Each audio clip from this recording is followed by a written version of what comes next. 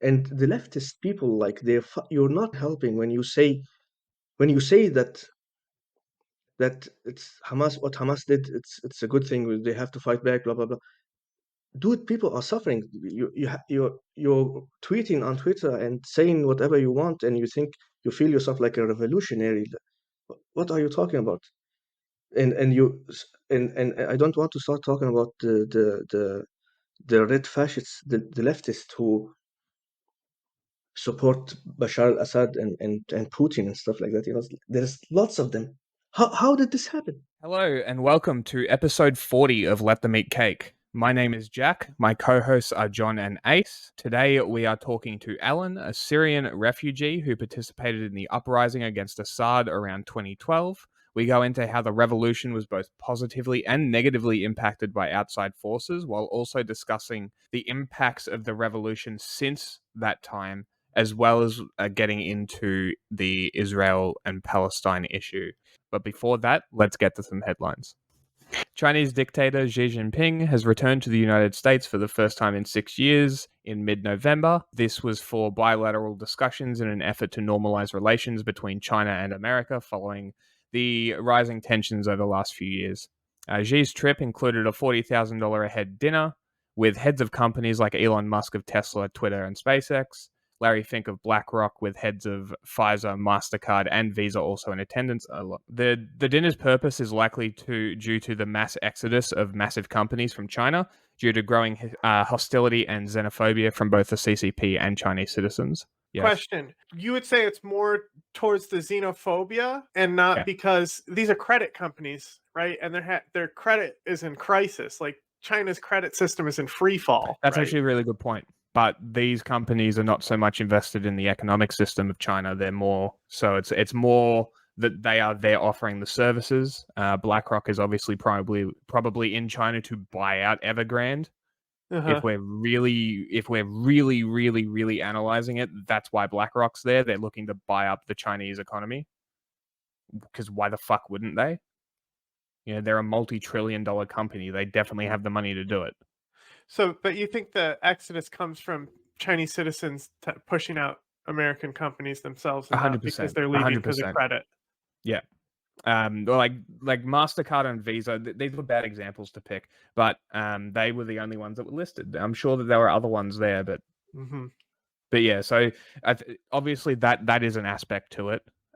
Is the Evergrande default and economic crisis in China? Like obviously that's why Visa and Mastercard are there. Even I don't even know if China uses Visa and Mastercard. They have their WeChat. So I don't even know why they would be there, but that's Well, because credit companies are going to buy debt and all that shit too. yeah, right. Elon's there to talk to China to try and make Twitter into WeChat. Larry Fink is there because of obviously Evergrande, I'm assuming. Pfizer, obvious reasons again, MasterCard and Visa, as you said, it's credit related most likely. So but I would say that the dinner major reason for the dinner was just to sort of reconnect with these companies because they are leaving. I bet you Nike was there as well. I bet you Apple was there.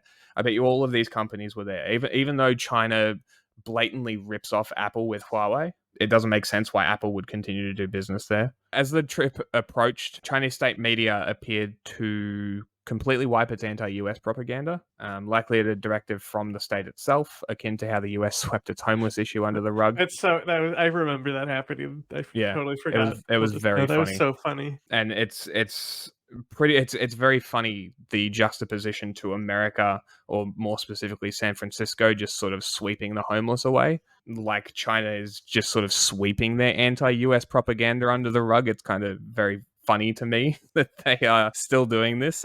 The propaganda wing of the CCP also opted to start praising the US, harkening back to Nanjing, where the US Air Force defended the city from the Japanese when they essentially genocided the entire town. Fun fact: one of my favorite video games as a kid was this shoot 'em up called Flying Tigers. Based on these guys. I don't know. I don't think Interesting. so. I don't remember because all shoot 'em ups look the same. But I want to say like one character is a big green thing and the other character is a big red thing. So I don't know. um, yeah, so this sort of comes in in tune with China's recent actions where they've been trying to rectify their image towards the US. Or more in the eyes of Americans, where they're getting American politicians to go to China. So Gavin Newsom recently went to China and was praising their Land Rover ripoff like it's the best thing ever, while also abandoning American-built EVs like Lucid, which is literally a Californian company. You would think that he would rather prop them up than a Chinese EV company that is notorious for blowing up. I don't know. That's just me, I guess. The attempts to rectify the anti-US propaganda could also have something to do with the upcoming Taiwanese election in January. Biden has stated that the US will defend Taiwan in the event of an invasion. However, there's doubt on both sides that A, Biden would actually defend Taiwan, and B, that China would actually go through with it. Either way, we will see a massive upswing in Chinese disinformation towards Taiwan, because obviously they do not want Tsai Ing-wen in there, because she is very, very against China. Xi also visited Mar-a-Lago to meet Donald Trump. She's leaving anyway for the next election. Is she? Her term, yeah, her term is up, but the opposition party, the KMT, and whatever the other party is, they fell apart. Their coalition fell apart. So basically, that party that's anti-China is going to sweep the election, is what we predict. Okay, interesting. Ultimately, with Xi also meeting Donald Trump, it is a good thing that he came to America. Like, normalizing the relations is a good thing. Any diplomatic interactions is a positive. However, the progress was mostly towards stopping precursors of fentanyl and to resume military-to-military communications, hopefully stemming the issue of China illegally buzzing American, Canadian, and Australian Air Force aircraft in international airspace, which is very cool. While also doing the ship ramming with the Philippines and stuff. So all of this is obviously why he was there, and then everything else is on top of that.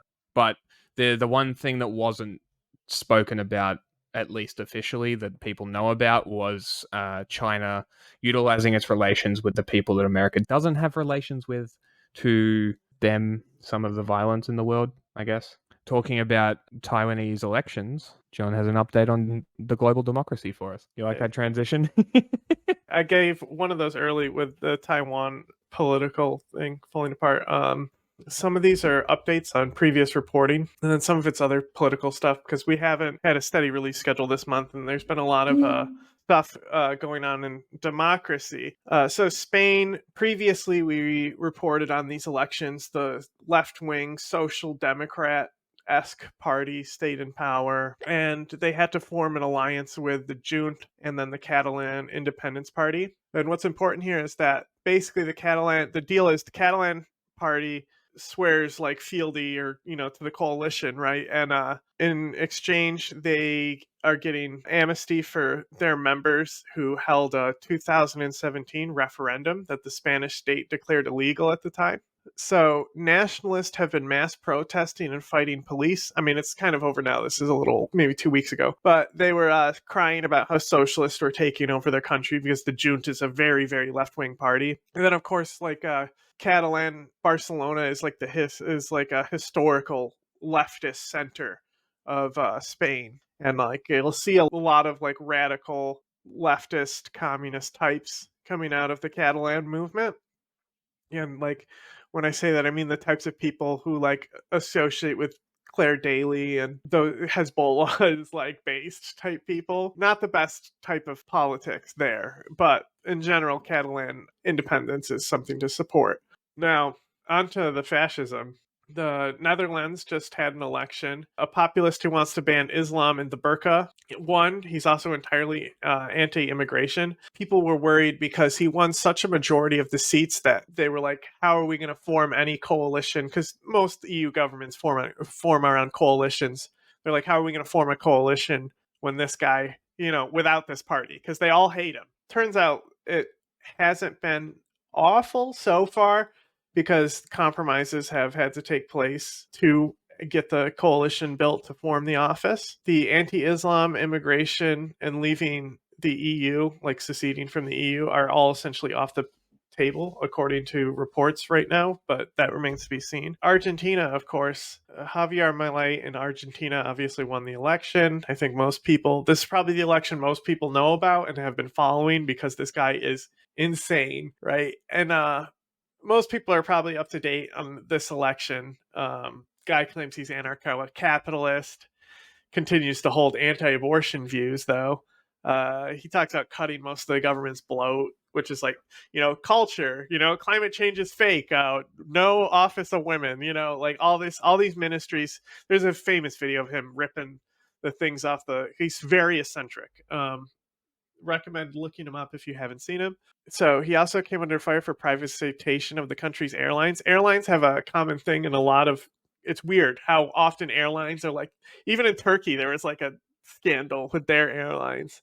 Foreshadowing to another thing I'm going to report on. And he agrees that it should be legal to sell children, and this is a very obscure libertarian thing about selling children that you'll see. I think Ayn Rand may have been one of the people who talked about supporting it, but I'm not sure about her specifically. Also, the Ayn Rand Institute and these like libertarian institutes have been investing a lot of money in Central and South America. Expect more of this. A lot more. It's definitely going to grow because of the amount of money they're investing. Most people paint him to be a fascist, and I think in rhetoric it's very fascistic and populist, but we'll have to see what happens. The main reason why someone's so insane, one, is because the guy who is running again is basically responsible for all the country's problems. So when you have one guy who says, I'm going to fix all my problems, and another guy who says, I'm going to get rid of everything this guy did, and basically overhaul the entire government. He's also another big one. He wants to pin their dollar to the US dollar. Didn't work for Lebanon, just so you know. Their economy is still in free fall. So New Zealand just formed a conservative populist government. They had policies that you might have heard of, like banning all future generations from making the choice to smoke. But those things have entirely been axed in their first action. Many Kiwis appear sick of the Labour Party and wanted about anything else. And I think that's to be expected. We see there was all these powerful women that they were championing, like Taiwan, Finland, Iceland, Estonia, and then New Zealand. That era of women power is not necessarily coming to an end, but it's just that it's shifting because it always goes back and forth. That's just the nature of politics. We've been fairly left after we've seen the Donald Trump era with Unite the Right, that, and what was the European one? What are they called? Europa, Generation Identity. What are they called? Yeah, Generation Identity. Interesting things have happened in Turkey. A Turkish prisoner associated with anti-government protest in 2013 successfully ran for office and won in Turkey. So this has naturally been classic. I mean, Turkey is just proven to be European, aren't they? This is so European of Turkey to do. So the Supreme Court and the Common Courts have basically been arguing. The Supreme Court says that he can't hold the seat, and the Common Court says free him. And so the Supreme Court is then going to the courts underneath the Common Court and say, no, don't listen to them. And then the Supreme Court ruling against this, the opposition to Erdogan called it a coup against parliament. The leader saying it is an attempt to resist the constitution. Erdogan's party has remained largely silent on the issue. Now, Nicaraguan leader Daniel Ortega made the decision to leave the Organization of American States, which America called a step away from democracy. And Ortega is kind of one of the famous bad rulers out there. He's not as brought up as much as Venezuela. He was recently had in a sham election. It was mired in controversy, I guess, with the appropriate terms, with him, accused of imprisoning opposition. In Italy, Giorgia Meloni implemented election reform changes. They're still in the early process, so this is something to watch. People have said it's a power grab, but it removes the power of the president to elect a prime minister, and it made it like a direct vote where the people actually vote for the president. So it would basically, because of Mussolini, Italy's executive branch is non-existent. Like how Ireland's president doesn't matter, except there's a reason for it in Italy. It's called fascism. So her also being associated and 3 steps removed from Mussolini's party, this has brought a lot of attention to improving the power of the executive branch, and people having fears and being critical of it. In Portugal, the prime minister resigned over a probe into allegations of corruption surrounding lithium and hydrogen investments. These investments involved millions of EU cash injections. So it would not only, it's not only if these turn out to be like these millions have been embezzled from the EU, it's a bigger crisis than just Portugal now. It would be a whole EU crisis, especially when it comes to climate change. The EU is heavily leaning into climate change, and it would be like a disaster for the climate change movement. So they also may produce snap elections with the country, and possibly a political crisis, but some would say it's been in a political crisis since he won an absolute majority last year. He's been in endless scandals, including corruption with the airlines. I reported a few months back that Portugal is one to watch for like democracy controversy. Poland notoriously has had kind of fashy guy in power for a while now. That's the president though, and he is a separate position than the actual PM, which is what this election was for, but it's gonna move the president to not be so fashy. What matters is that Orban lost a friend and Ukraine gained one here, and people would already say that Poland is like a great ally and friend to Ukraine. Expect more, which is good considering that many in the US seem to want to pull back support for the Ukraine and Russia war, and some of that comes from like the Zionist movement wanting to invest more money into Israelis' war in Gaza. So this is generally very, very good for the EU to get this win in Poland. The guy who won used to be the head of the European Council. However, he isn't without scandal either, because he investigated Russia coal traders and they accused him of abusing his power to do this. But it's also, it's Russia, so let's maybe run that one by and we'll see what happens there. And a lot of far right politics in Europe has generally been on the rise lately because of the fear mongering in Palestine. You see a lot, like Ireland just had riots over a stabbing, like a mass stabbing. 5 people got stabbed. And people said that it was like an immigrant or something. And so they all started rioting. The far right started rioting in the streets with anti-immigrant stuff. Ireland has generally always been anti-immigrant, though. They won't even let their own people come back a lot of times. So the rise of Islamophobia in Europe is likely to come about again, along with the rise of the second coming of like, not so much Golden Dawn, but maybe some friends of Golden Dawn and things like that. There's generally going to be a rise in the far right in Europe, and we'll see what happens and how much power that far right will gain. They've generally been winning elections. Spain and Poland are big wins for the left, but they've generally been winning elections in the EU, the right wing. The Netherlands was a huge win for the right, and I think Germany also shifted right. They're in an economic crisis of their own right now because same with Britain. It's caused by bad policy by conservatives. Anyway, enough about democracy and government. Let's talk about war. Also, Venezuela held a referendum to annex Guyana. Guyana is pretty spooked about that. That's another government thing that's going on. And also, Ethiopia wants water access, and they used to have it when Eritrea was part of Ethiopia. So now more political fallout from the Tigray genocide is going on, where the factions and coalitions he formed to make the genocide are now fracturing, because that's what happens with fascist groups, is that they can't agree on what fascist direction to take fascism. Nobel Peace Prize winner, by the way. Anyway, speaking of Nobel Peace Prize for ending war, here's some reports about war. So we're going to be sticking to the African continent here. Basically, on November 4th, a bunch of armed men, they stormed the jail in the Guinean capital of Conakry. In Guinea's capital of Conakry, stormed a jail, and they broke out the former president and former head of a military junta there, Musa Dadis Camara, and 3 of his officials.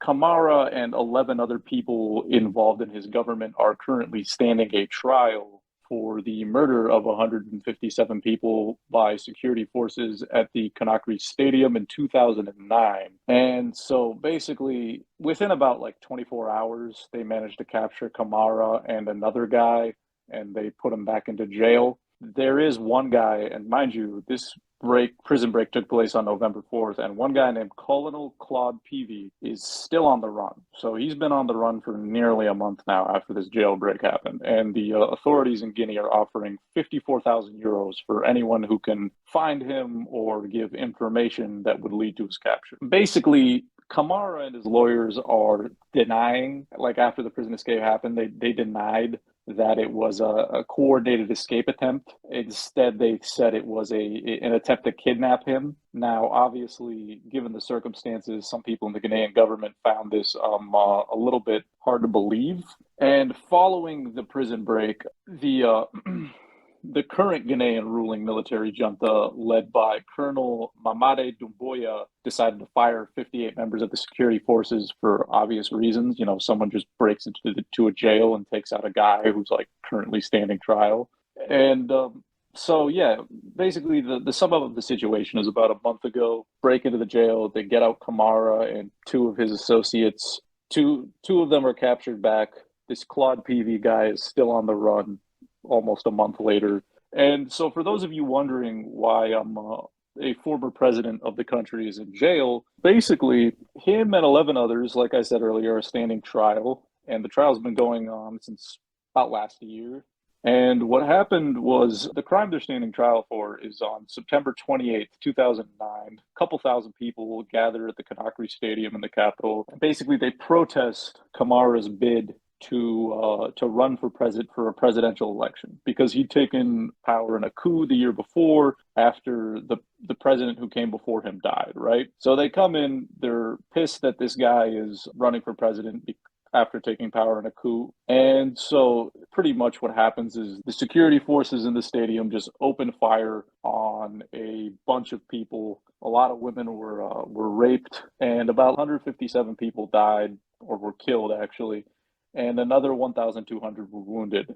Immediately after the incident, there was a pretty mass cover-up attempt by the security forces. So, like, they sealed off the entrances to the stadium. They blocked people from going to the morgue.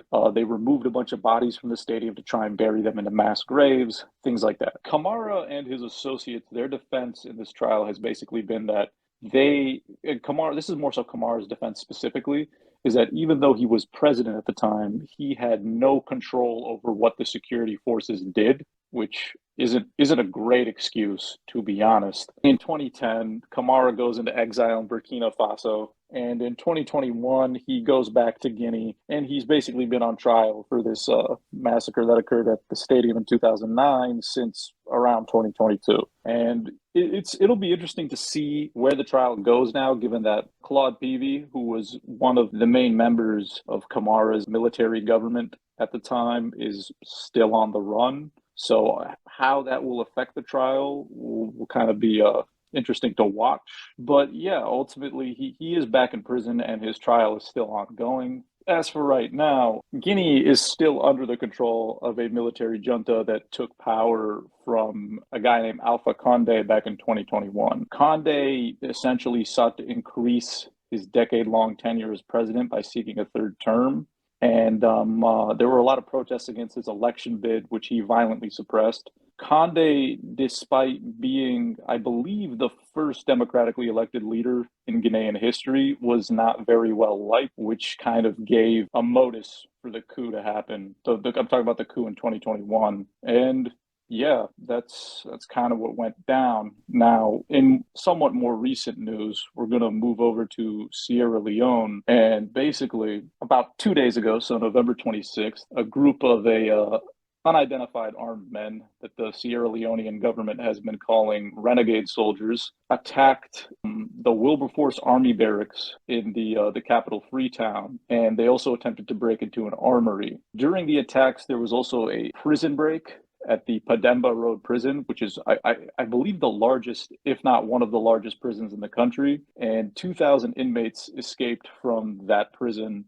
The Sierra Leonean government is saying that these guys who basically carried out this attack were current members of the military and former members of the military, leading some to speculate that this might have been a coup attempt, although there's nothing really to confirm that. And a lot of the details that the government is giving out right now are kind of vague. The government also has reason to believe that the attack on the military base and the jailbreak were coordinated.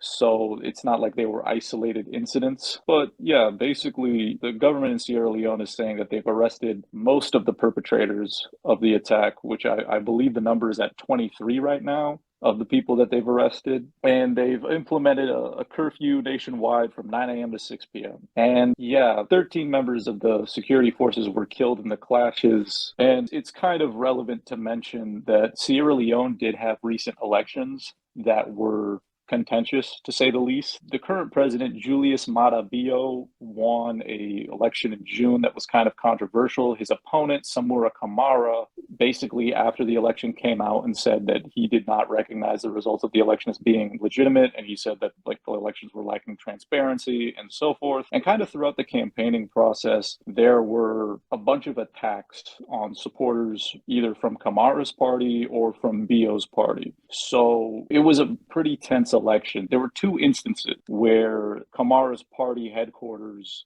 were raided by police, got shot up twice. I believe a woman was severely wounded in one incident, and in the other incident, a guy who was actually present at the party headquarters was killed, if I'm not mistaken. This is kind of why some people think it might have been a coup, because obviously they had an election not too long ago, back in June, and then this happens with the election being contentious and things like that. Also, for those of you who don't know where Sierra Leone is, that's the movie from Blood Diamond. Just putting it out there, and yeah, that's kind of I think what we Beast have of No here. Nation might have been shot there as well, but I think it takes place in like an unnamed country. Yeah, Beast of No Nation is unnamed, but Yeah, people have speculated whether it's Liberia or Sierra Leone. So I also wanted to add one more thing about this. One is kind of a silly thing. So you mentioned like, why is the president in jail? Like the former president in jail, and I'm just thinking to myself, because he was the former president, right? This is like such a normal thing that you see, because these people abuse their power and end up paying for it in the long run. But also, there's like, look at Pakistan. There's plenty of people, they remove political opposition, things like that. Ortega's jailed, so-called opposition.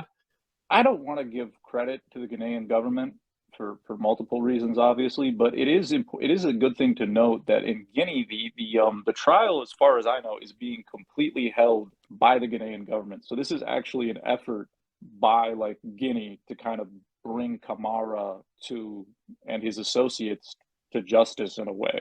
You know, it's not like some ICC trial or anything like that. It is an internal trial. So the reason why I just wanted to bring it back up is because there was one other thing happening in South American democracy that is really funny.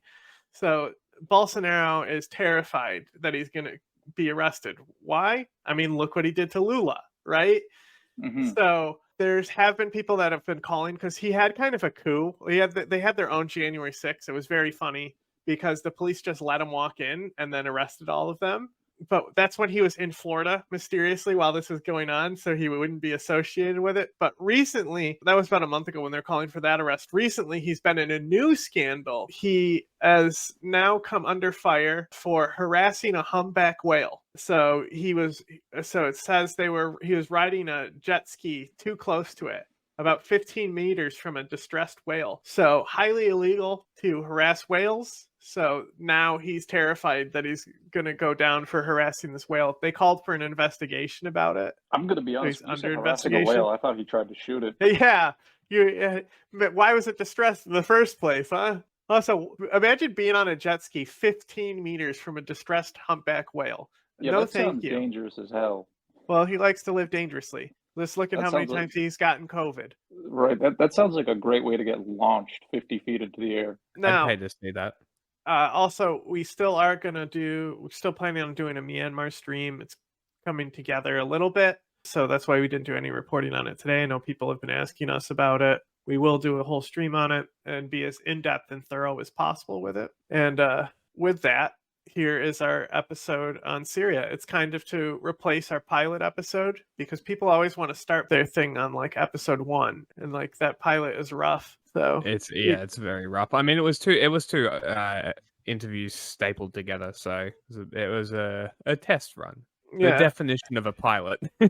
I mean, you can go look at how much better the show has gotten, and how much better we've constructed it. I mean, that's why we're not going to take it down. It's still got relevant information. I was going to say we paywall it. Anyway, it's kind of a remake of that first episode, but also getting into Palestine. Probably will do a stream on Palestine soon. There's just Probably so once the much. ceasefire is over. I mean, everyone has been following the ceasefire, so Mm. there's just so much going on there as well. Mainly reporting on what would happen up to the ground invasion, and then the ground invasion happened. So, anyway, here's the episode. We have a weapon more powerful than their British Empire, and that weapon is our refusal to bow to any order but our own, any institution but our own.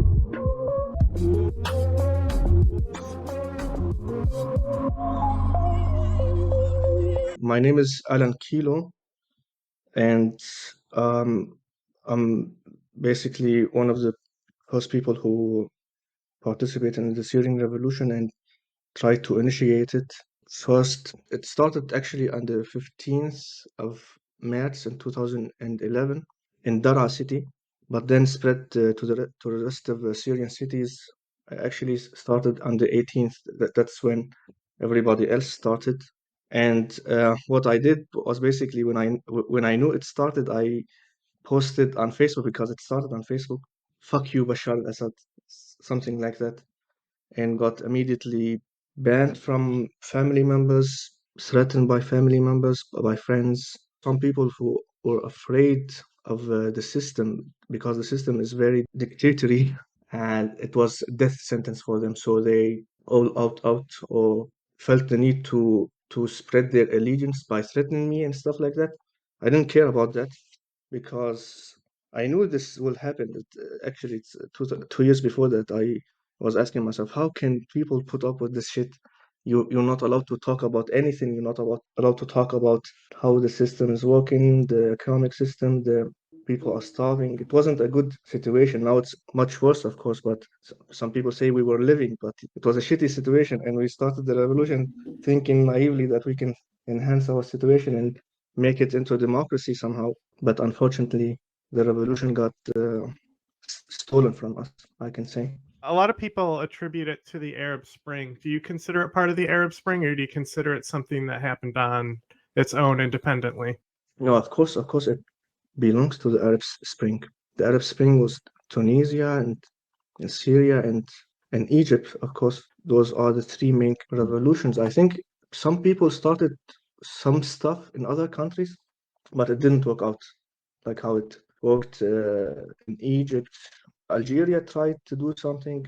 They succeeded, but the situation in Algeria is also very bad right now. It's very complicated. But definitely, Syria is one of the countries of this Arabic Spring. No, I kind of like interrupted you. You were going on to say something about how the revolution was stolen. Yes. Well, actually, I got asked this question two days ago by a famous writer, and he told me, "What faction, which group did you belong to when you started the revolution?" And I was like, "Dude, we didn't think about that. I was 19 at the time, and we just hated the system. We just went out to the streets, and we didn't care about all of that. We didn't care about labels and political backgrounds. Everybody had a different political background. Some were communists, some were actually religious, some were like theocrats, most of us were liberal.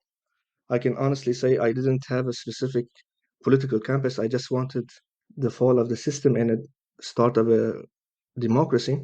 And how it got stolen from us by it depends from region to region. I belong to the Kurdish region, so it was taken from us by the PKK, and that was a positive thing, to be honest with you. But that's the only exception that you can say that it was positive that the revolution was taken from a movement, because our movement was very shaky. We had everybody had different political aspects. Everybody had different opinions. We didn't know what to do. When the military started to get separated from the main Syrian military and started forming these fractions, military fractions, and wanted to fight back the system, lots of people were against it actually, and some people said we want to keep the revolution peacefully, and some people said we cannot continue with this peaceful revolution. It doesn't work like that. We have to fight fire with fire. And when it started, the military started to fight against each other. I think a year after that, also fighters from the outside came from Algeria, from Tunisia, from Afghanistan, from Saudi Arabia, from everywhere. Like ISIS members had lots of Saudi members, I think. and it started going really badly when people from all over the world came to our country to participate in the holy jihad, as they called it, and that's how it got stolen from us. So Kurdish region, the movement was stolen from us, but it was positive. PKK is actually, I think it was the best case scenario that the PKK, they knew what to do, and we didn't know, absolutely, we had no idea what we were going to do. We had no idea what we wanted, and we had big problems in the leadership. It was me and few guys. We were the coordination of Amuda. I think it was the biggest coordination of the revolution in Syria, beside another one, maintaining revolution points and talking about liberty and stuff like that. And in our ranks, there was some people who took advantage of this, and we were like people on the ground who were planning the demonstrations, organizing everything, writing the signs and stuff like that, and doing stuff on the ground. And some people were pretending to be part of our ranks and making deals with shady organization from the outside and infiltrating us. And I remember one time the leader of the movement and my friend told me, we actually got lots of food in warehouses, and few members had the key, and we were supposed to distribute this food on the people, but it was stolen from one member. Like, we went there and there was nothing inside, and I was like, oh, this is very fucked up. We had some moments we were like, what did we start? Like, should we have started all of this? Turned into chaos, and then came the PKK and they took control and they protected the area, but other areas weren't so lucky like us. Like the Arabic regions, some parts were taken from Islamists, some parts were taken from ISIS. You remember when the UN declared war on ISIS, and some parts were taken by the militia that split from the main Syrian army, and some stayed in the Syrian army and control. And it's very, very complicated. It depends on the area and which place. Yeah. To what degree of success would you say the revolution has had so far? Zero. I think zero success, unfortunately. There's no strategic success or moral success or anything. The only moral success you can define as success is like saying the words that we dislike Bashar al-Assad, because you weren't allowed to say anything against him. It was basically like North Korea without the extreme restraints in North Korea, but it was, you weren't allowed to criticize anything. If you say anything against the system, you were taken away and never heard from. It was very brutal, one of the most brutal dictatorship in the world, and that's the only success you can say, you can call success, is that we rebelled against the system. But other than that, there is no meaningful success, because 11 million homeless refugees all over the world, 11, 12 million. And there's some people say a million people died, some people say 500,000 died. UN says like quarter of a million died, but it was still a big tragedy. So I don't see any success to it. The only success is like the Kurdish people got a little bit of autonomy, and it is still bad. I mean, yeah, Revolution. it's like, If you look at call the it a revolution. condition Syria's in, it's, every year, any stat or index you look at, it's going to be in the bottom 3 since this started. So, Yeah, so it says like 6 million are displaced, but some people say 10 million, and it depends on every chart you think of. There's like millions. I think 2 million in Europe alone. I don't know. But even with this chart, it's like 6 million. It's like, holy shit, like, what the fuck? yeah, it's also from 2018. So, Yeah. It's like 5 years ago. And there's no success. Like, it was a revolution at the start. Also, you can call it a revolution at the start, but it turned into a civil war because Bashar al-Assad he had a plan, and his plan worked. I can't see any success. Yeah, that's to answer your question, unfortunately. Like, look at the fractions and look at the suffering and brutality and death. Yeah, Bashar Assad had a target to turn the revolution into a playground between different religions, different cultures, because Syria is actually very rich in culture. We have Muslim, Christians, Assyrians, Kurds, like everything. And well, we even had Jewish people um, a long time ago. And his propaganda was that this is an Islamic revolution, which is not correct. It wasn't correct at the start, but he turned it into an Islamic revolution. Like he intentionally massacred Sunni villages and propagandized it by calling it the war on the Sunnis. Indirectly, of course, he will not officially say that, but his soldiers will spread these rumors and these words as they kill people in Sunni villages.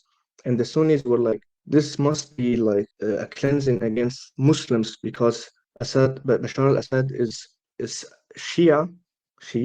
He's Alawite. He's like a fraction from Shiite, belongs to Iran fraction of Islam, and it's a minority in Syria, and he turned it into a war between different fractions of Islam, and he succeeded at that because if you think about it, a friend of mine named Qutayba, he was like an old friend of mine from before the revolution, and he's one of the people who was displaced from the Golan Heights. His family used to live in Golan Heights, and Israel took that place, and he was living in Damascus. And when the revolution started, he called me, "You Kurds are you want your own states and you want your own rights and you want to separate yourself, blah blah blah."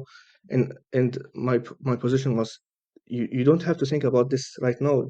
Nobody called for like separation of the state, of the Kurdish state. Nobody talked about it actually. But now that you're like hating against us, then maybe we should start it. And my point is, I got very angry, and I told my friend, like our mutual friend, about this conversation, and he told me, "Hey mate, Qutayba's two brothers died like a week ago. Like they died, they were killed." And I had the sympathy. Like I understood these people cannot think straight because their homes got destroyed, their families died, they got tortured, they got hungry, they were in a very, very bad situation. So this is how you turn a revolution into a conflict in a civil war. You turn people against each other, and he succeeded. He succeeded in that, and people were not ready, not educated enough. Very simple people that just wanted democracy, something like they could call a secular country, and it So didn't succeed, in unfortunately. Iran, we've seen protests, and I have a strong belief that the regime there specifically like kind of sows seeds of Kurdish nationalism to keep the Kurds and the Persians from actually uniting. Yes, So, exactly. so considering Yeah, Iran it's is actually also very involved interesting. in Syria, I was curious, Yeah. how much blame do you put on Assad, and how much other outside little forces came in and also helped this vision he had? He actually, like a lot, to answer it simply, he got a lot of assistance from Iran and Russia. He basically got thousands of soldiers from Iran and thousands of soldiers from Russia before Russia attacked Syria even.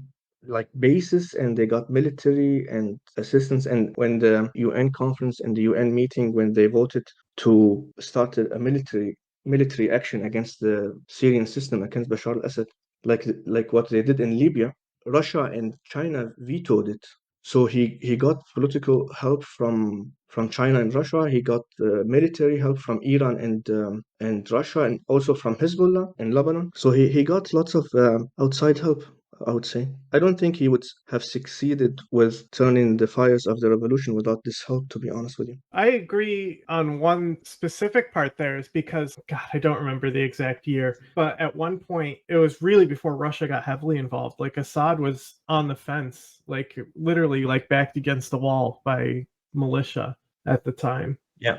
Yeah, I think he was in some points it was very near, and then Russia intervened and didn't allow it to happen. There's lots of beneficiaries in the region from the lack of democracy in this country. The number one beneficiary is, I think it's Israel. And when the revolution started, like the first month, the Rami al-Maklouf, his name is Rami al-Maklouf, he's the cousin of Bashar al-Assad, and he's basically the whole economy of Syria is in his hand. Like the whole economy, everything. You can name everything, and he has a hand in it. And he literally said in a speech, Syrian security is Israel's security. Like I quote 100%. He said, like, if we fall, then Israel falls. And that's all the thing you know, because if there's a democracy in Syria, then the situation will switch for the Israeli government. And I'm not talking about anti-Semitism and like brutal war against Israel or anything like that. No, I'm saying politics will change, and Palestinians will be able to migrate to Syria, to like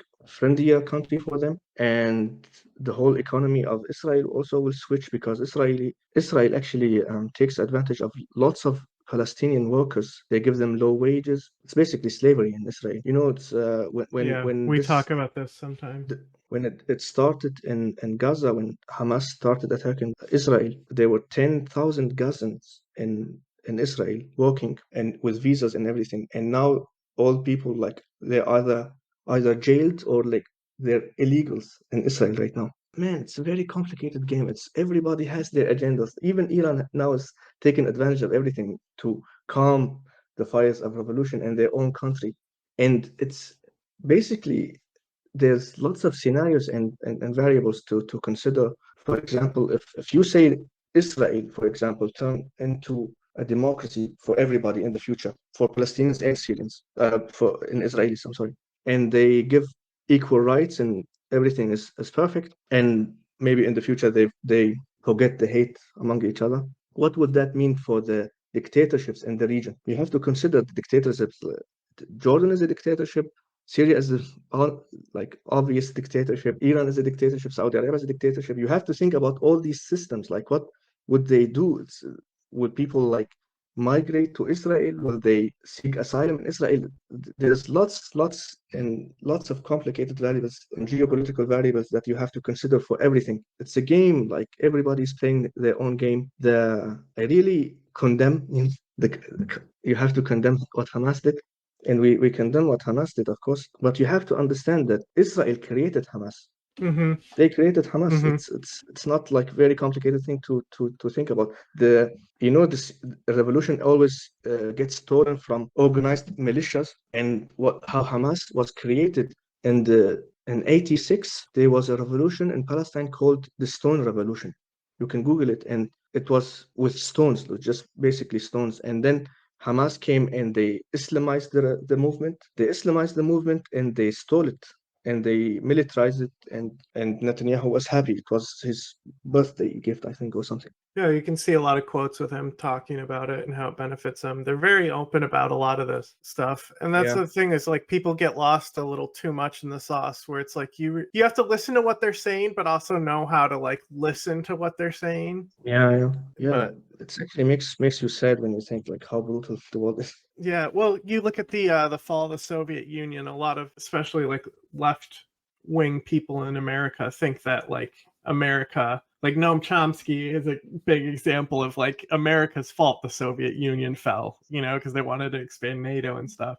But nobody wanted the Soviet Union to fall. It was a catastrophe. Yeah. War instantly broke out. Everything destabilized. Look at Armenia now. Instant genocide in Yeah. Bosnia. Well, that was also Yugoslavia falling. Mm. And Yeah. you look at Iran now with the regime. They want to say that the U.S. backed those protests. The U.S. didn't back those protests. The U.S. didn't care. The U.S. does not care at all about the protests in Iran because they don't want the dictatorship to leave. It's better than the unknown. It's I think about it.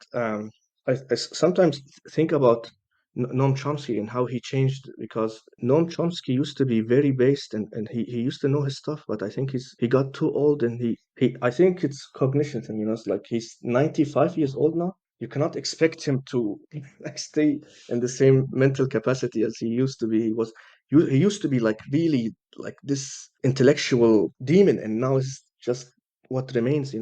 He basically what he also said about Syria came true. He predicted what will happen in 2013, and I remember seeing that video in 2013. It was like, this will never happen, and everything he said turned true. I think so. Those were his last days as a sane person.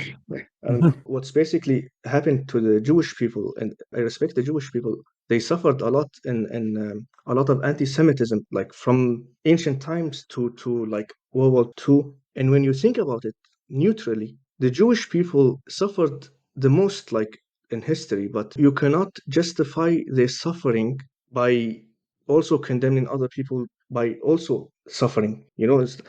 And think about it logically, because the German media and lots of people in Europe say the Jewish people and the Germans, the Jewish people and the Germans. The Jewish people were Germans. They lived there for hundreds and thousands of years. They were German. Like you could not make a difference if you look at them. They're the same people basically, and they really got treated in the U.S. and Europe very badly, and they thought to themselves, now we think we have to make a state for ourselves to live peacefully.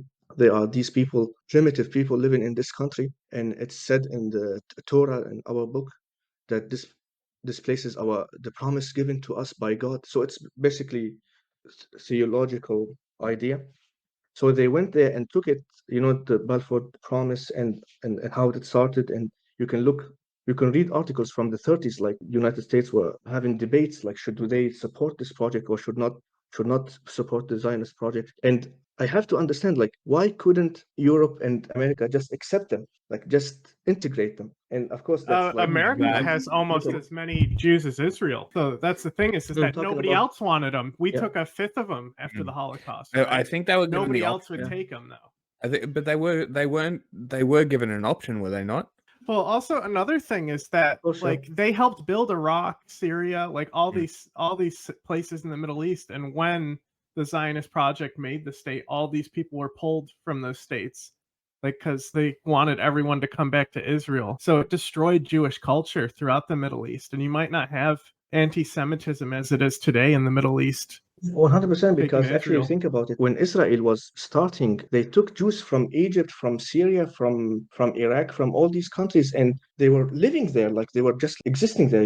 There was no anti-Semitism. The difference between anti-Semitism and basically classical xenophobia, it's like everybody has classical xenophobia. You go to the US and everybody has classical xenophobia, right? But there's a big difference between xenophobia. It's not harmful as anti-Semitism, but they turned it into anti-Semitism. And when you think about it, they call Arabs, they're savages, they're anti-Semitists, they hate Jewish people. Dude, you fucking killed 6 million of them in Europe. Like, Germans killed 6 million. Like, and now you call Germans civilized people because they have a good economy and everything. But think about the past, man. It never came close. Like, Arabs people didn't even, like, If we one want in to a keep million. shitting on Europe, I'm here for it because As long as we include the UK, I'm one of my main arguments is like about how violent Europe is. Like I talk about it all the time. The existence of NATO, like people will be like, "Oh, it's to counter Russia." I'm like, "Shut up! It's to prevent Europeans from fighting and ending the world." Because the last time that they fought, they almost did. Europe, if you look at like all the like a heat map of all the fights and battles in history, Europe is like just glowing red hot compared to everywhere else. It's just always been just a violent thing. It's better now because of like the EU and all this shit, but it was way more tribalized than anywhere else. The other places actually had the benefit of the Greeks, the Roman empires, the Sassanid Empire, the Persian Empire, like the Ottoman Empire even. Like it created a commonality between all those people that Europe just never had. Yeah, I see. We agree on that point. Also, Europe is factually correct that they distributed the most suffering on the whole planet. Like they colonized Africa, they colonized everybody. Their aid system is extremely corrupt. They still, like, I don't want to start this topic about talking about how the aid system works in the rest of the world, because it's like the whole demon on its. I mean, we look at Hezbollah. Hezbollah, like the amount of NGO fronts for their money laundering scheme through aid systems. Like Lebanon uses a law from the Ottoman Empire to funnel aid into their government. Like the aid system is designed to be that way. That's but while we're on this topic of colonialism and sort of colonial thinking, that's exactly what Israel was. Right, it's the UK and America and all these countries after World War II coming together and saying, we're the civilized ones. We almost just ended the world and we dropped 2 nuclear weapons on 2 cities.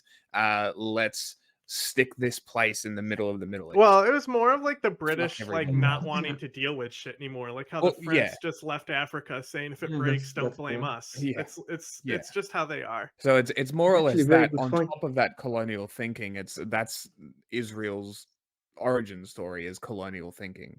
So it's no surprise that they've treated them this way for 60 years. Listen to the most based Israeli, like not the most based, but I'm talking about the most based Zionist. His argument is, we lived here for before thousands of years. Like, motherfucker, what are you talking about? This is not an argument. You cannot say my ancestors lived here thousands of years ago. But it's got complicated because this happened 70 years ago, like 75 years ago, something like that. So lots of people are born there. So you cannot, like, if you go back in time 70 years ago, you can like say, excuse me, like this is their land, okay, get the fuck out. But after 70 years in 2023, like you cannot say that anymore because lots of people were born there. And I have to have sympathy for the people who were born there and people who had their lives there and people who feel that they belong, like majority of the people living there, like your parents or like your grandparents, like even their fathers came to this land and you were born in this land and you're like, man, I know, like even the people who are extremely neutral, which is rare, think about, yeah, I think we're occupiers, but man, I was born here. It's not my fault. And it's Yeah, like I say that a lot. It's this. like it's literally not their fault that they're born Yeah. there. I have an Israeli friend who's living in Israel right now, and he's like extremely leftist, and he told me like, man, I want one state solution. I want peace and equality for everybody. And he told me like, I asked him like, how are you doing like these days? And he said, I have to smoke lots of weed every day to just cope with it. You know, it's like it's very tough. Like for lots of people, it's very tough. It's You have to have sympathy for people who are peaceful, like peaceful on both sides. Like when Hamas attacked and did those awful things, people were like sitting at home, like looking at the TV and reading a magazine or something like that. They didn't know that this will happen. And when people like found out that Hamas did this, like I know at least 3 Palestinians who said, "Oh fucking shit, man! This now we have to go through this shit." You have to understand that this will happen when you do something like that. And Hamas doesn't give a shit about Palestinians. They only Yeah, they'll tell you care about their themselves. revenge. Yeah, the Yeah. Nazis were the same way. The whole because this is when we believed in strategic bombing, which Assad and Russia still do, but just burning Berlin to the ground, thinking that the impact of the death toll would have an effect on the Nazis to get them to surrender. But Hitler was like, if the Reich falls, then the German people have nothing anyway, so he'll fight to the last German. And that's how Hamas sees it. This is always happens like through leadership. You can call it mentality. It's bullshit. Yeah, you're willing to sacrifice. Actually, a Hamas leader officially said, we will sacrifice every Palestinians before we give up the Palestinian cause. And this is like I'm literally quoting him. And your reaction is, you piece of shit. There's no Palestinian cause when every Palestinian is dead. What are you talking about? This is really, really sad on every level. It's very exhausting also. Don't underestimate propaganda in our current world, because even if they did that somehow, they will find a way to justify everything, because they're justifying everything right now. You have to look at the media right now. It's fucked up.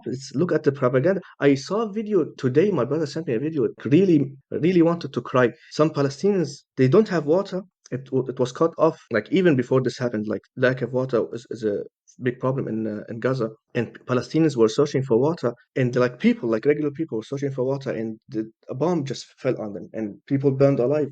And I have no words. It's very makes me extremely angry.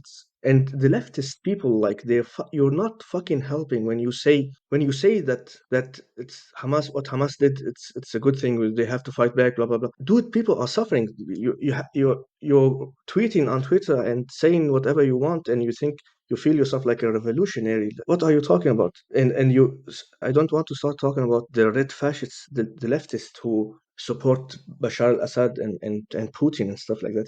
There's lots of them. How did this happen? When did this happen? Brain rot. It really started in Syria.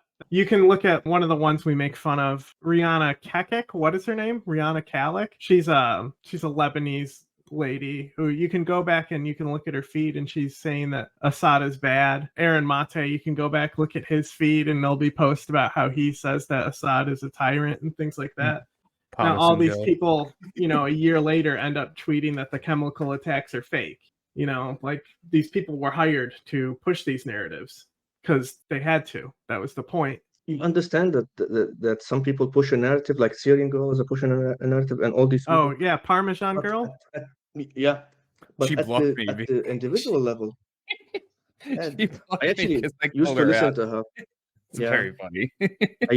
I used to listen to her. She used to debate these foreigners in like 10 years ago, and but you have to understand on the individual level, not everybody is getting paid. Lots of people are. You There's a have to lot of assume that useful lots of idiots people are there just too. idiots. Yeah, yeah. Like second thought and woke up. Remember that post I posted on Twitter a week ago, maybe I think, or something like 5 days ago. I literally like thousands of people. I think it started hundreds of people and then thousands of people like literally calling Yeah. me CIA agent or a Fed asset or something like We that get that all the because time. we started the revolution.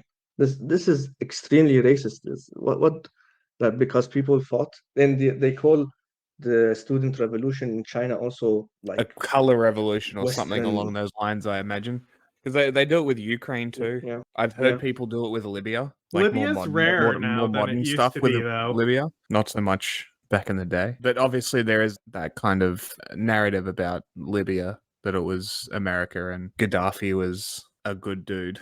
I want to smoke the same stuff these people are smoking. Yeah, it'd be good, wouldn't Extremely, it? it will Ignorance be is awesome. bliss. It's like I want give me two of those things. It's actually very infuriating because I feel what happened in Syria, it's basically happening right now in the West. It's because leftists are getting stronger. They have a voice right now. All these individuals are streaming and people are listening to them. And this red fascism movement Growing nationalism. is like a cancer. Yeah, Mm. it's And exactly what happened in Syria. left wing nationalism too, which is the weirdest part. They justifying what Stalin This did. is They justifying, a cross section of a dude. tanky brain. Yeah. Actually, the most amazing thing is they always ask, so what is a tanky? What is, dude, there's articles about it. There's lots of We have medium about it. videos There's a on this. We Wikipedia. literally have a video on what is a tanky. Like the literal term came from people in the UK who supported the Soviet Union. I'm just calling them commies now because it's funnier. It's like an old school word, you know? So I just call them all commies now because it's funnier. But It is funny, but unfortunately, there are commies that I know who are against this I'm bullshit. totally And it's socialist actually though. awesome. That's the thing is Yeah. I agree with you is that this is what I have been talking about a lot lately is the candidates, like a lot of the progressive candidates in America have been really, it's good to get those people in, but looking at the left wing, especially because of these streamers and shit, these guys got deplatformed from Nebula, Second Thought and all them because a question was asked. It's like, oh, are they really kidnapping civilians during this Hamas attack? And it was pretty early in the attack. We didn't know exactly what was going on. And I think Hakeem just responds that I don't care, and Yeah, that's where yeah, the I whole saw that. like they aren't Yeah. civilians things comes from. And I think that those Yeah. people that have been funded by people like the IRGC in Iran funds a lot of this. The PSL is it's a socialist party that doesn't matter here. They're basically directly connected to the IRGC, and they are in a lot of protest movements. Like we have Stop Cop City here. PSL is a big connection there, and we want this shit to not be built, so we have to work with them anyway, even though we know that they're totally like open assets for the IRGC. Yeah, I understand. You have to understand this is extremely important because you cannot allow more organized fractions of us, like sub fractions of a revolution, to steal a movement. And I know it's starting very light right now, but I swear the same vibes I was feeling in 2009 when I was thinking, how can people put up with this? Something must happen. Like, and 2 years later, like the revolution in Syria started, and then it was a failure and it got stolen away and everything. If people don't fix this problem and people don't enhance their ideologies and thinking process and have to educate themselves what happened and when the Soviets when the revolution worked, the labor revolution in Russia worked, and then they took control and they turned it into dictatorship. And I think it was 20 million died. I think it was the Under Red Terror Stalin? or something like that. Yeah, 20 to 40 million. 20 million. Something between there, yeah. And I think So he before Stalin, all I of it. think the October and February revolutions, I think, killed a decent amount as well. But they don't talk about those because they were killing monarchists. So fair enough. Yeah, yeah, okay. You have to like really you have to educate people, and you have to Yes. understand that being against the West doesn't mean you have to support dictators. There's a big difference between saying I'm against the US and supporting Assad, or saying I'm against the US and not supporting Assad. It's Mm. you can do both. It's not Yes. it's not that like intellectually you It's can do both. You polarization. can say I'm against this and this. Yeah, exactly. And it Mm. makes me really mad because it brings all the terrible memories. Yeah, And it's awful. yeah, when I when do have a question. So I have a theory with Syria that if Assad was to go through whatever means, that Syria will essentially fall into a state of crisis where you have Iran, Turkey, Russia, America, look, probably Israel, a couple other yeah, powers all flooding in to try and gain influence. I mean, How that's likely kind of do you what think that happened. would be? Huh? Kind of what happened.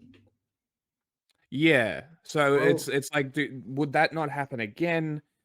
How do you think that could be avoided? Because obviously that is a present issue that will always be there. that's a good question actually. It's basically it depends on the means, because you said by any means necessary. So, for example, if it was like international intervention, then you have to build the base for what happens after. So they have to organize with local leaders and local people, and uh, who are acknowledged by the population, and then they have to peacefully give control. And it's a very complicated process. And let's say that somehow the militia kills Assad tomorrow and they have control over Syria.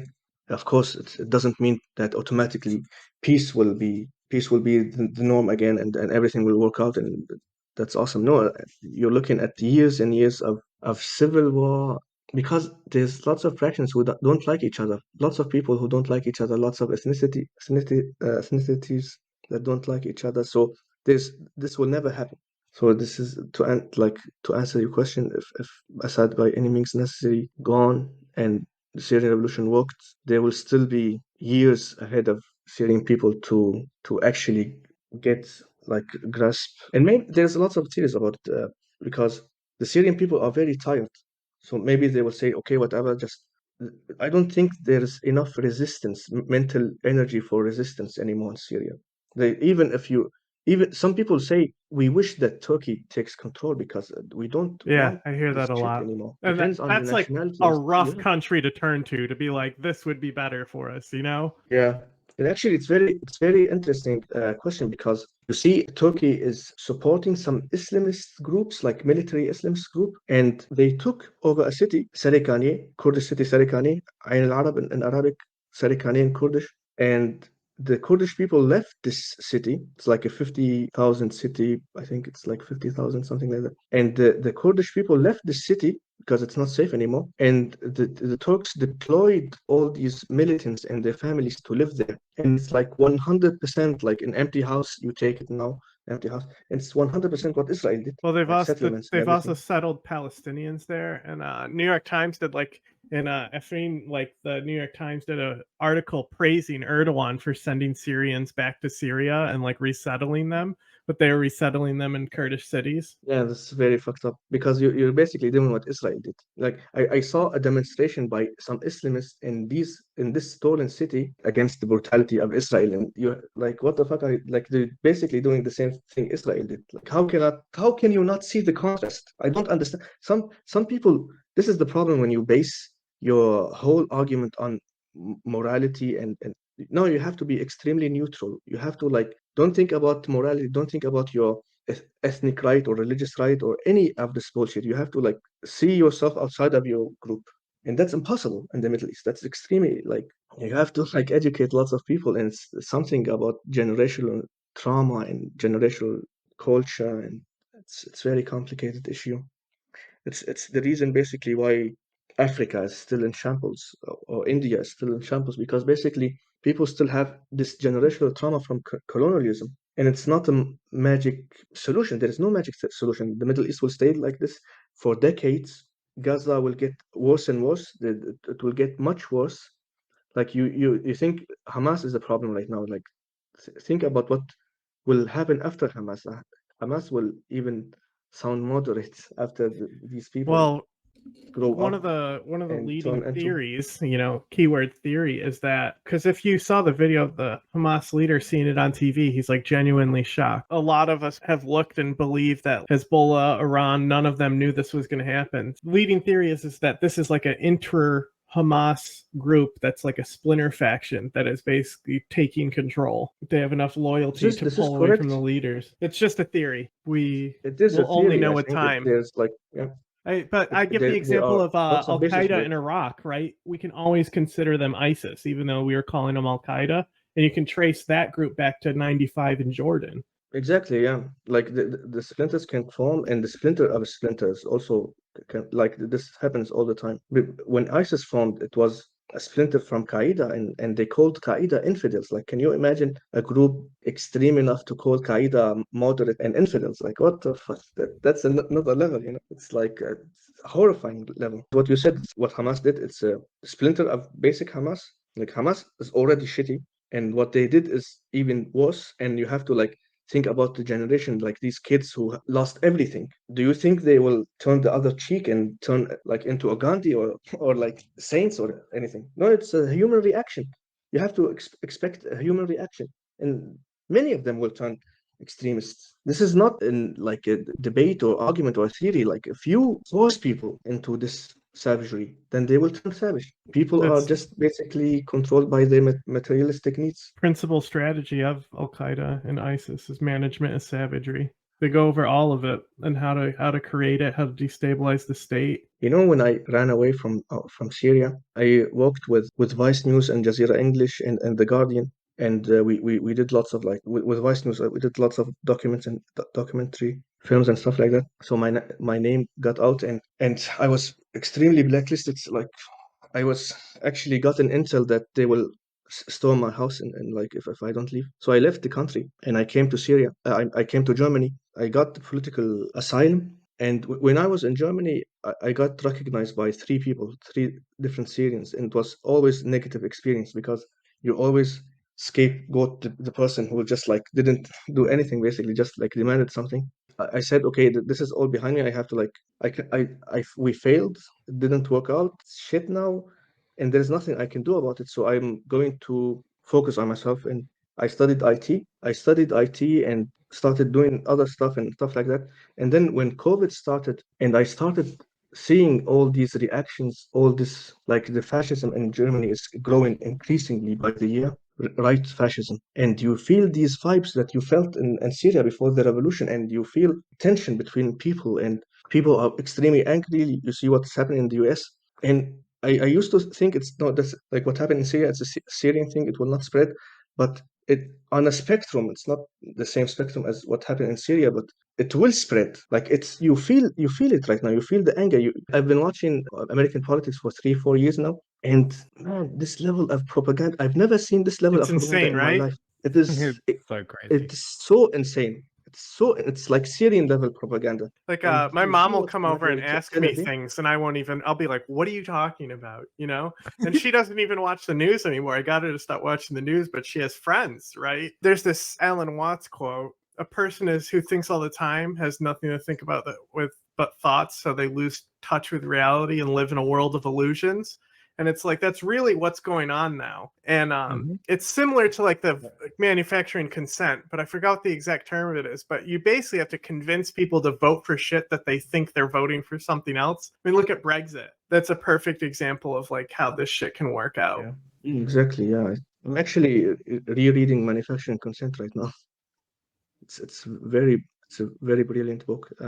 It's exactly what they said. It's like it aged like fine wine. Everybody has to read it, and you understand immediately what propaganda is happening right now in the US. it's everybody's doing this level of propaganda. Because before Hamas attacked, I used to think that all these media outlets like NBC and MSNBC and CNN and everybody were like little moderate, you know. But after that, what happened? They're like, what the fuck, man? It's like this level of propaganda, even from them, like all these people, late night shows, and nobody's talking about it. Like, what the fuck? Like, you're supposed to like, And then the only other you're counter you're narrative the people. here is that Hamas is awesome and settlers aren't civilians. It's literally one or the other. There's no like in between for any of it. And then there's us. Yeah. There's Yeah. plenty of people Actually like crazy. us though. Yeah. We're No, just there's small. plenty. Yeah. Yeah, the main narrative is not rational. No, it's completely irrational, and that's what the media wants. Well, I think It's how also they benefits keep capital. it unstable. Exactly. It's how they keep things unstable and how they maintain power. They keep everything crazy. Right? It's how dictators control everything, keep it unstable. Stable for them, unstable for the people. Shut up, Didn't- Pat. Yeah, Didn't 100%. work out in Haiti. No. Actually, it's very complicated They're because always you see this level of propaganda, but you also see something that never happened also in history, that this quantity of people understanding what's happening right now. Like, look at yourself, like you understand what's happening. This is awesome. You know, the He new does. generations are awesome. I really have hope for Generation Z. I think Gen Z is, I really have optimism and hope from it because they Yeah, understand. yeah. There's definitely optimism. Depends how they are weaponized.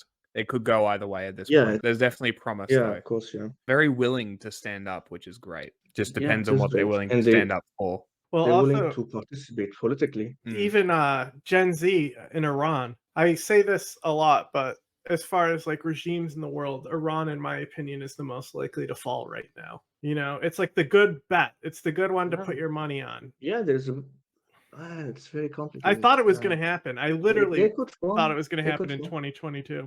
Last year from the protest. Yeah, I was so confident it was going to happen. It was big. It was really big. I'm very surprised more didn't come of it. They needed guns. You know, what's happening in Palestine and Israel right now is a big distraction from it, I think. And it's might slow it down. I don't know if people inside care that much. I have to talk to some people actually. Actually, know a girl who's very active.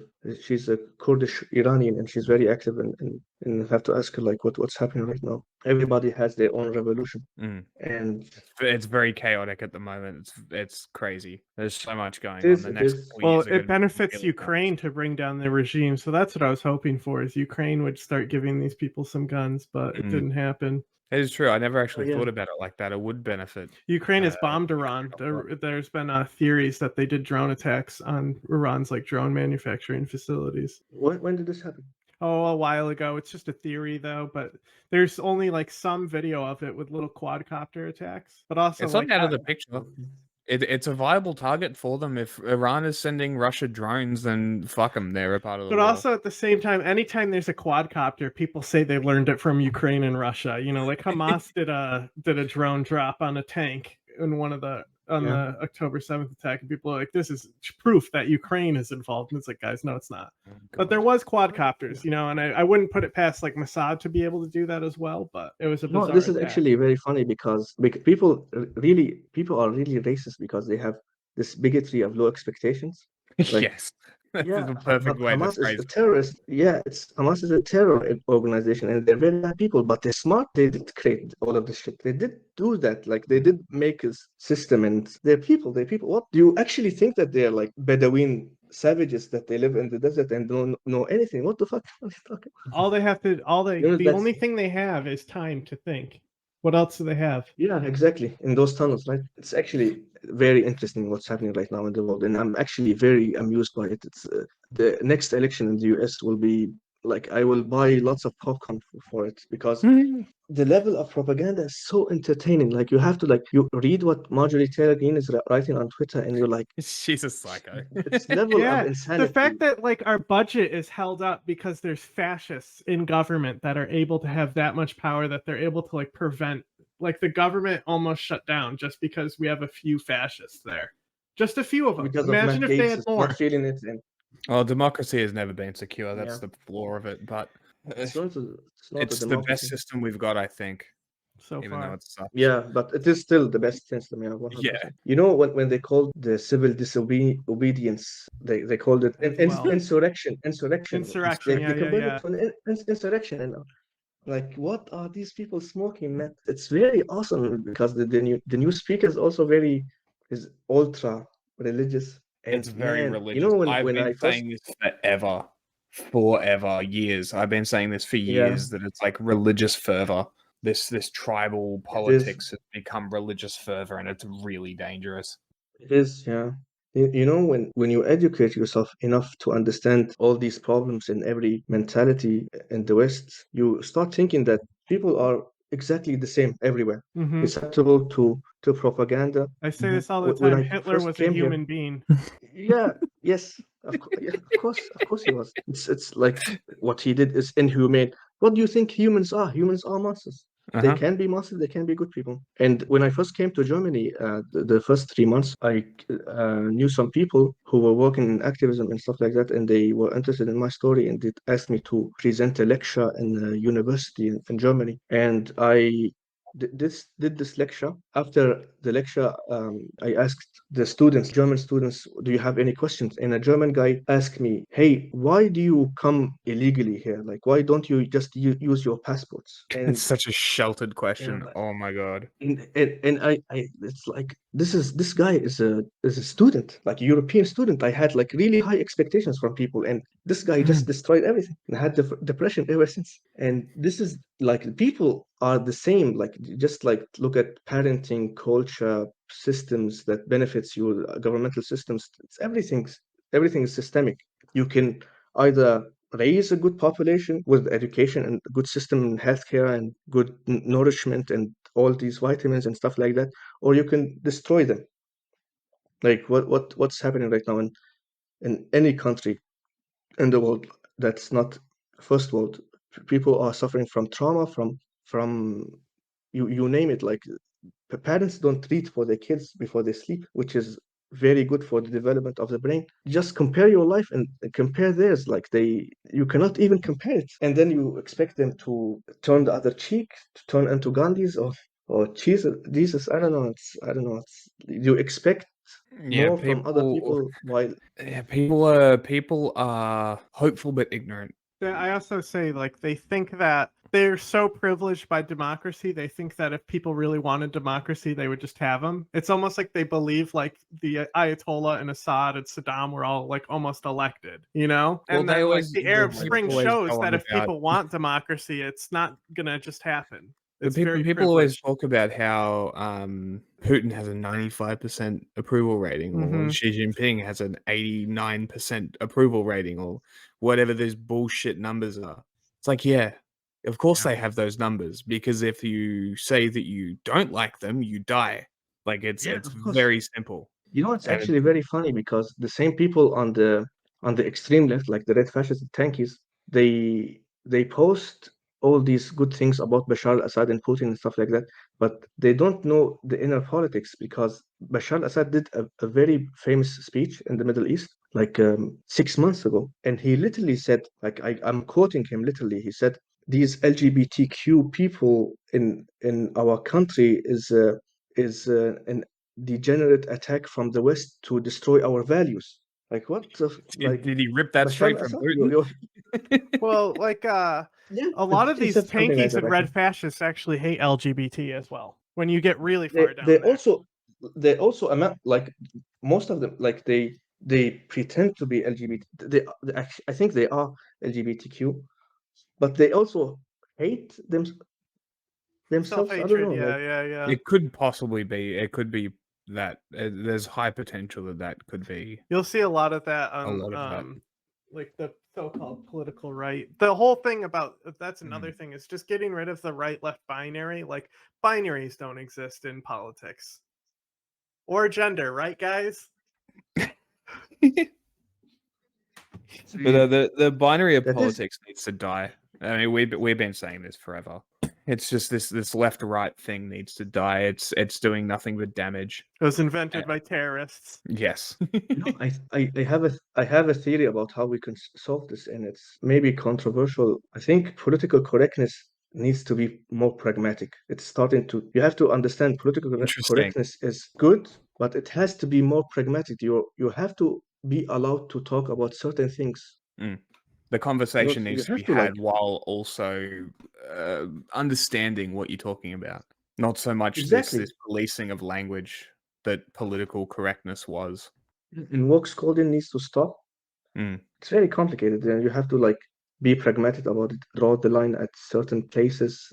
Like you cannot say the N-word, of course, but you can, for example, start a sushi restaurant if you're Oh my Australian. god. Oh my god. Do you see that? No, we yeah. So like what's funny about that is that people are so ignorant to think that they've had Japanese sushi in America. You've never had Japanese sushi. You have Americanized sushi. You have Americanized Chinese food. That is not Chinese food or Japanese food. So Australians, they have like just a bigger sushi culture than America. So they just have some more rolls than we do. So she's starting an Australian style sushi restaurant and they think that's inauthentic. It's like, it's literally more authentic and closer to Japan than we are. Like they're right there. Yeah, exactly. And you know And what's we even very have annoying is like proper sushi platters too. You can buy actual raw fish, not just California rolls. Man, sound delicious. Yeah, I want some of that. It's very interesting because Japanese people will be delighted. Like if Yes. I hear some people make falafel, like Germans make falafel, I will be like, yeah, man, do it, man. Do hummus, do everything. It will be awesome. You know what's Like really spreading good the to use culture. falafel for is you can make veggie burgers with it. You can use it as like the main ingredient for Yeah. veggie burgers and like blow people's Way minds better. because it's actually like seasoned meat and it's not because like they use like black bean burgers and stuff if you order a veggie burger here. But like I'll cut up like mushrooms and use falafel as the main grain in it. We have them too, I think. We have like a German restaurant that make that falafel baguette. It's actually a good idea. And sesame sauce. And these all the people who are offended are basically just white people. Like nobody is getting offended. Always. Life can be It happens here much too. better. It's absurd. It's It's a American desperation to be a victim. That's the thing. Yeah, So they have it's to like victimize themselves to like then like kind of like imagine themselves as victims and like it just goes on. And the both sides do it. I call it American neuroticism. Yeah. Actually, it's happening in it very Germany much right now. is It's very American. frustrating. It's very much an American thing. We'll probably wrap soon. Yeah. Yeah, we got wrap up Wrapping on any questions. thoughts we want to wrap up on. Do you have any last questions? Well, I wanted to talk a little bit about because so for example, one of our friends who is he's like a very very far left Maoist, but he's been fighting with like Jackson Hinkle and all these people, you know, and Oh my god. so I said you should talk to somebody from Idlib, and like a bunch of Jackson Hinkle's followers comment on be like, oh yeah, so like they're like, oh yeah, you're gonna platform Al Nusra Front, and I'm like, they dissolved in 2017. Like nobody he would platform who lived in Idlib would be Al Nusra Front. They're not around. Like even like like you're equating every Idlib citizens to this group. Like what the fuck? This is extremely this is racist. the brain rot. This is the brain rot. This is why you block and ignore. Man, this is so fucked up. It's like, and you're thinking about yourself as a moral human being who have like higher morals, and man, it's actually very amusing because you have to understand my position, like somebody who came from that war and now seeing spread. It's not Schadenfreude. It's just like a little bit of universal justice. Like you have to see what we saw. It's very universal. The thing that really gets me is how it always comes around to kicking the Kurds. This is the thing that I don't understand. Is somehow it always comes back around to that. I think this is the last point to end on. It's very good point. I think this shit will spread in the West. I give it like 10 years before it explodes. Lots of boomers will die. The new generation will grow up. All these people, Gen Z and the youngest people who still cannot vote, and all these people will grow up and will start voting, and education will enhance, and you will see like a extreme demographic change switch in the political campus Mhm. of everybody. And I think the current it would be GOP interesting. in America is about to like collapse under their own weight. They just can't. Yes, that will happen. I'm sure of it. Like given 4 years max, and this is actually extremely interesting because these next 10 years we just have to like people like you who do these streams. I respect it very, and you have to like raise your voice and talk about it because the next 10 years in human life will be like the most important in human history. Like the next 10 years will decide everything, and like literally every historian, every intellectual, everybody is saying this. Like the next 10 years will decide the next hundreds of years. Mm. So we have to like educate ourselves and educate everybody else, and we're just basically human. Like you don't have to be morally over it, like morally extreme, or you have to be like bad, or you just have to be pragmatic, think positively of humans, positively of human nature, but also understand that humans can turn into monsters if they were cornered into like doing bad stuff, or like to revenge or ideology or everything. And we Emotion have is to a understand big that we part of all it, you know? susceptible You to that. have to just kind of Yeah, pull emotions out of all your thinking when you think about these things. yeah, 100%. It And always we boils we down are to just don't be a cunt. emotional beings. We cannot help it. Yeah, Mhm. don't be a cunt. There And you go. We'll that's end it. it on that. I think that's